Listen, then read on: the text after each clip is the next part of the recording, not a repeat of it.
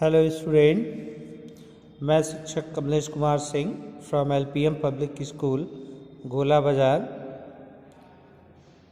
आज के इस वीडियो में हम लोग कक्षा 9 की क्षितिज से गद्य खंड के प्रेमचंद के फटे जूते का अध्ययन करेंगे।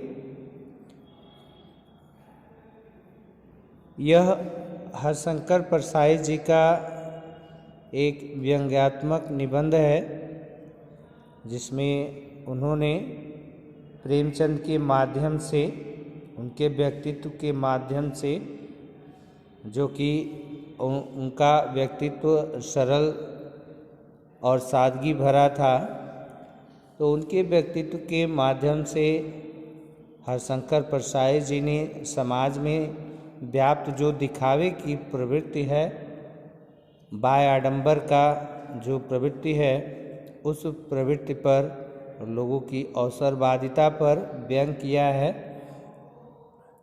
कि किस प्रकार समाज में लोग दिखावा करते हैं, वास्तविकता को अपनी छिपाते हैं और उस वास्तविकता को छिपाने के लिए लोगों को क्या क्या तक नहीं करने पड़ते हैं। तमाम प्रकार की समस्याएं हों, लेकिन लोग दिखावा करते हैं। जैसे शादी विवाह आदि करते हैं, उसमें जो है तमाम प्रकार के फिजूल खर्ची करके लोग दिखावा करते हैं। पास में नहीं है तो कर्ज ले करके करते हैं, क्योंकि उनको समाज को दिखाना होता है। तो यहाँ पर जो है उसी पर व्यंग किया उन्होंने कि दिखावे की प्रवृत्ति जो है यह वास्तविक स्वरूप को नष्ट कर देती है। किस प्रकार से दिखावा करने के चक्कर में अपना सर्वस्व समाप्त हो जाता है। तो इसी क्रम में आइए देखते हैं इनके निबंध को। ये प्रेमचंद के फटे जूते शीर्षक निबंध में परसाई जी ने प्रेमचंद के व्यक्तित्व की सादगी के साथ साथ एक रचनाकार की अंतर्भेदी सामाजिक दृष्टि का विवेचन करते हुए आज की दिखावे की प्रवृत्ति एवं अवसरवादिता पर व्यंग किया है।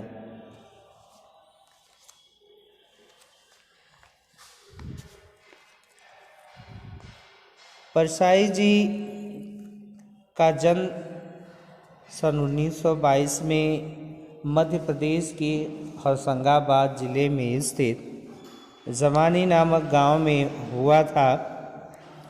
इनकी आरंभिक शिक्षा गांव की पाठशाला में हुई थी और उच्च शिक्षा के लिए वे नागपुर आ गए थे। उन्होंने नागपुर विश्वविद्यालय से एमए हिंदी की परीक्षा उत्तीर्ण की। उसके पश्चात बाद में कुछ दिनों तक वे स्कूल कॉलेज में अध्यापन कार्य करते रहे। इसके बाद उन्होंने स्वतंत्र लेखन आरंभ किया। कुछ समय तक वे पत्रकारिता के व्यवसाय में भी रहे और इन्होंने जबलपुर से वसुधा नामक साहित्यिक पत्रिका का भी प्रकाशन किया। इस पत्रिका का खूब स्वागत भी हुआ, परंतु यह घाटे के कारण चलना बंद हो गई। परसाई जी ने विपद परिस्थितियों में भी लेखन से मुंह न मोड़ा, न ही दोबारा नौकरी की। वे आर्थिक तंगी में जीते हुए सन 1995 में दिवंगत हो गए। तो ये तो था इनका संक्षिप्त परिचय परसाई जी का। अब हम देखते हैं इस पाठ को, जिसको हम पढ़ने जा रहे हैं, प्रेमचंद के पाठ का कुछ समरी आप जान लें, सारांश को इसकी। प्रेमचंद के फटे जूते, जैसा कि मैंने बताया आपको कि एक निबंध है। इसमें प्रेमचंद के फटे जूतों को लक्ष्य करके लेखक की दुर्दशा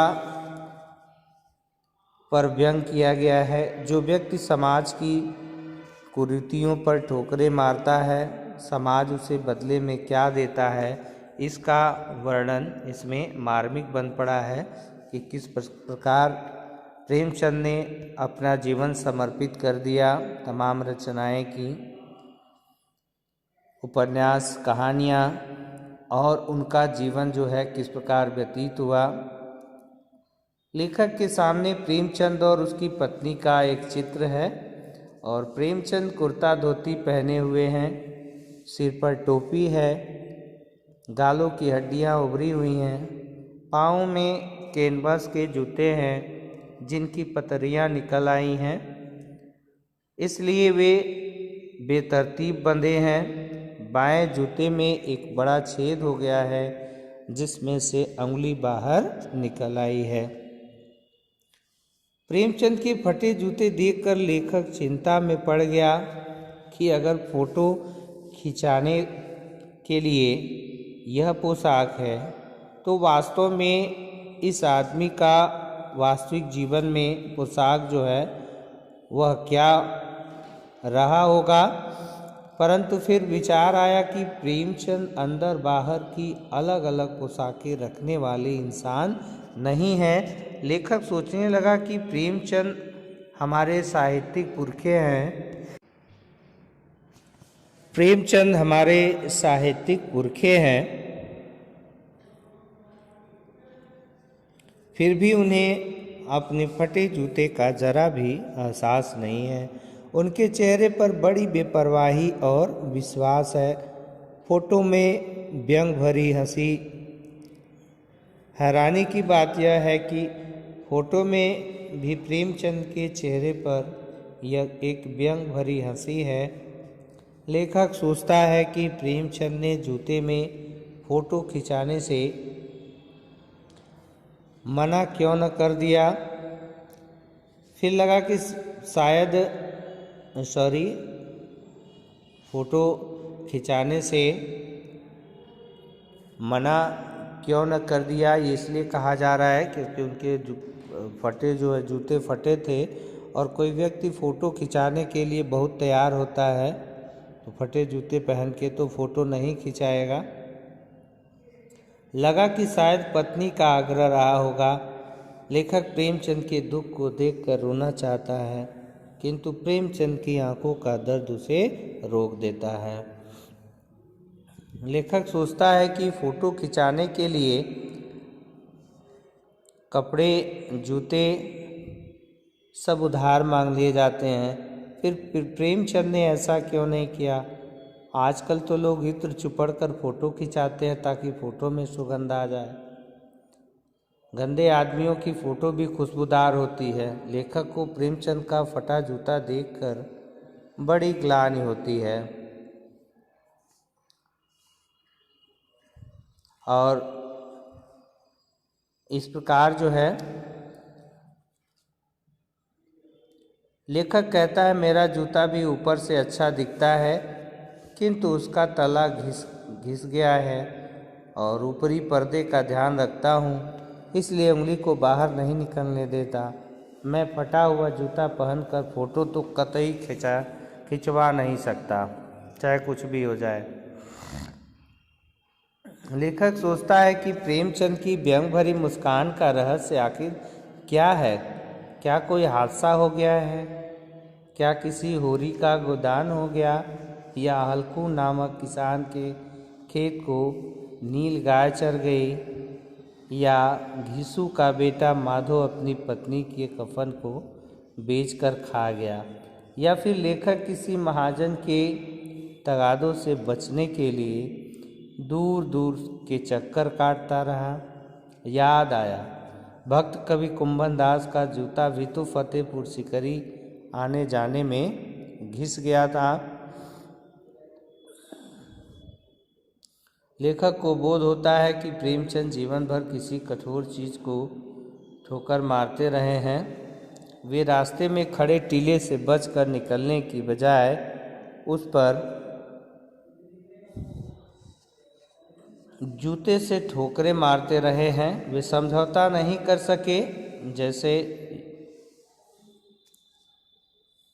गोदान का होरी नेम धर्म को नहीं छोड़ सका, वैसे ही प्रेमचंद भी नेम धर्म को नहीं छोड़ सके। नेम धर्म उनके लिए मुक्ति का साधन था।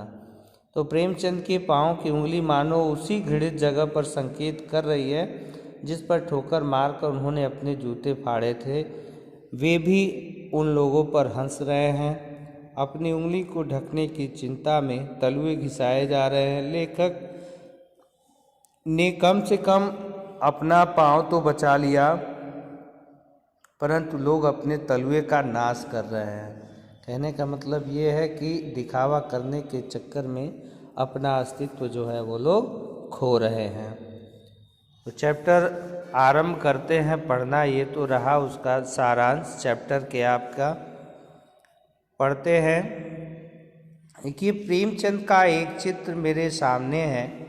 पत्नी के साथ फोटो खिंचा रहे हैं। सिर पर किसी मोटे कपड़े की टोपी, कुर्ता और धोती पहने हैं। कनपट्टी चिपकी है, गालों की हड्डियां उभर आई हैं, पर घनी मूछें चेहरे को भरा भरा बतलाती है। यानी ये तस्वीर जिसको देख रहे हैं हरशंकर परसाई और देख करके जो है लिखते हैं, वो प्रेमचंद जी की तस्वीर है और किस प्रकार प्रेमचंद जी उस तस्वीरों में दिखाई दे रहे हैं।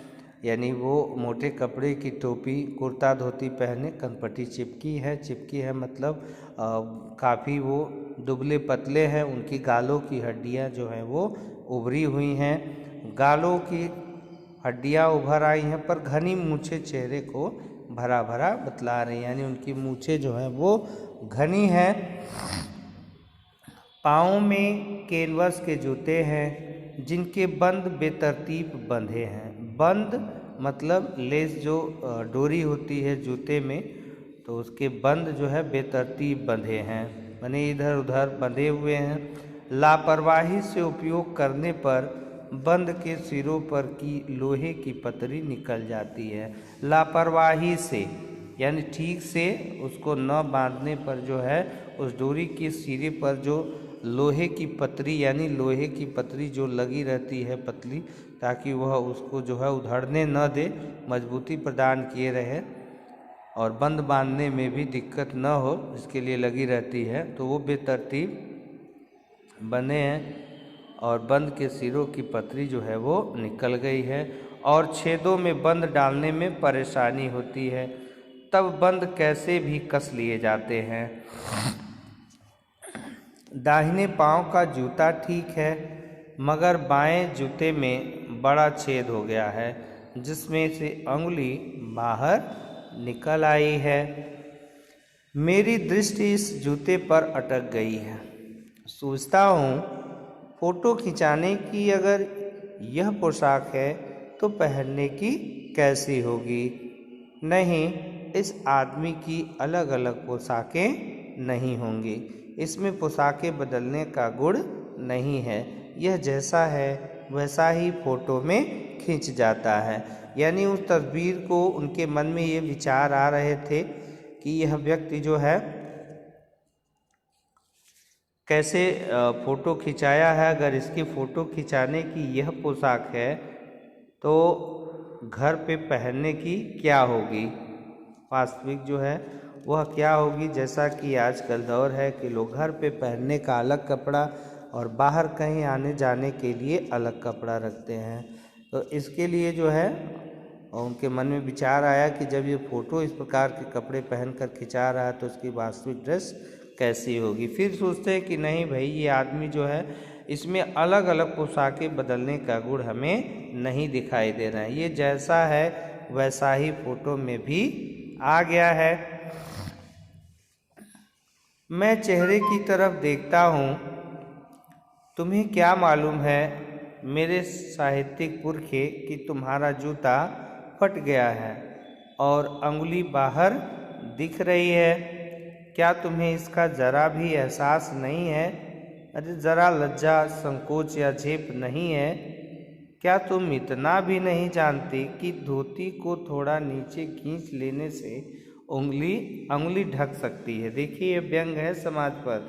जैसे लोग दिखावा करते हैं वैसे तुम भी कर सकते हो। यानी जैसे कि ये कह रहा है कि आप अगर जूते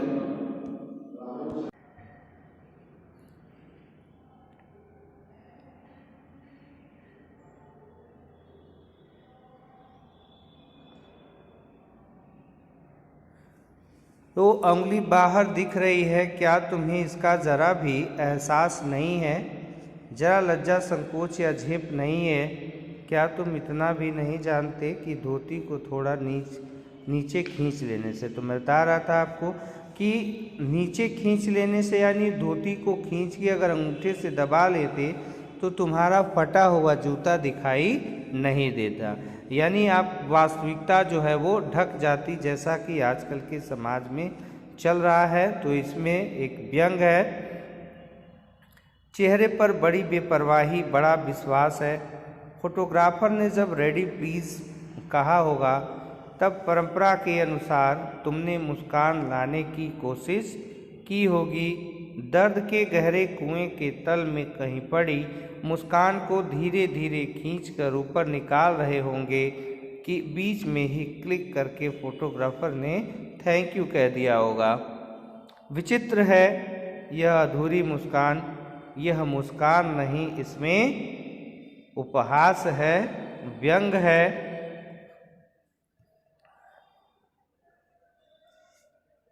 यह कैसा आदमी है जो खुद तो फटे जूते पहने फोटो खिंचा रहा है पर किसी पर हंस भी रहा है। ये आदमी कैसा है कि इसकी खुद की पोशाक जो है वो ठीक नहीं है और यह दूसरे पर हंस भी रहा है, यानी इसकी हालत ऐसी है और ये हंस रहा है किस पर? यानी वह समाज पर, इस समाज के जो दिखावे की प्रवृत्ति है उस समाज पर जो है वह हंस रहा है। फोटो ही खिंचाना था तो ठीक जूते पहन लेते या न खिंचाते, फोटो न खिंचाने से क्या बिगड़ता था? शायद पत्नी का आग्रह रहा हो और तुम अच्छा चल भाई कहकर बैठ गए होगे। मगर यह कितनी बड़ी ट्रेजेडी है कि आदमी के पास फोटो खिंचाने को भी जूता न हो। मैं तुम्हारी यह फोटो देखते देखते तुम्हारे क्लेश को अपने भीतर महसूस करके जैसे रो पड़ना चाहता हूँ, मगर तुम्हारी आंखों का यह तीखा दर्द भरा व्यंग मुझे एकदम रोक देता है। यानी उसकी हालत को देख करके वह कहता है कि मेरा जी चाहता है कि मैं एकदम से रो दूं, लेकिन ये तुम्हारी आंखों में जो ये तीखा दर्द भरा व्यंग है यह मुझे एकदम से ऐसा करने पर रोक देता है।